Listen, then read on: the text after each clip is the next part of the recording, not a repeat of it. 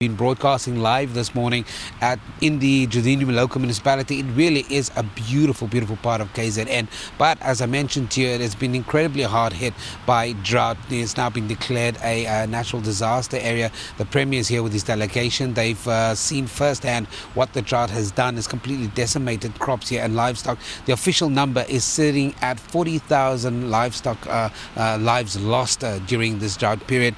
Right now I'm joined by Mr. Cyril Gamede, who is from the Umgeni Water Board, and they're lending their support to this local municipality. Sir, thank you very much for joining me. Let's quickly talk about that intervention, that support that you're lending to this municipality.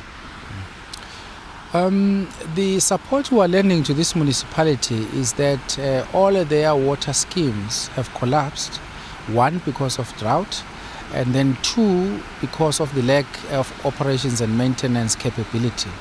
So the first thing we're trying to do is to make sure that their water schemes are back in operation. We are also fixing all the water leaks, all the pump stations, and there are areas now where people are getting water because we have done those short-term interventions. That's from a short-term perspective, but what you're essentially doing, for lack of a better phrase, is sorting out the leaks. But how do we, from a long-term perspective, make sure that there's adequate water, that will, I think one of the interventions is close to 120 million rand that will be spent, and that infrastructure will then create access to close to 62,000 households in this area?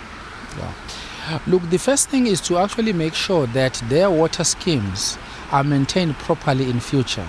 So one of the things we're going to do is to make sure that after we've fixed everything, we actually put systems in place for the municipality to be able to sustain proper operations and maintenance of the schemes. And then the second one is that there are schemes which are being built by Water Affairs. Some are being built by our sister water board, Umkhanyakude Water Board. Now we will also help in the operations and maintenance if that is required in future.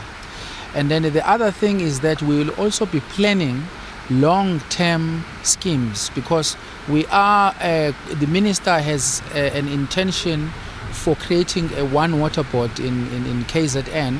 So we are looking in all these areas, and then we look at long-term sustainability of water schemes in these areas. So we will start here at Umkhanyakude, look at what they need over what period of time, plan it, and then also organize funding from the department and from other funders so that those schemes can be implemented.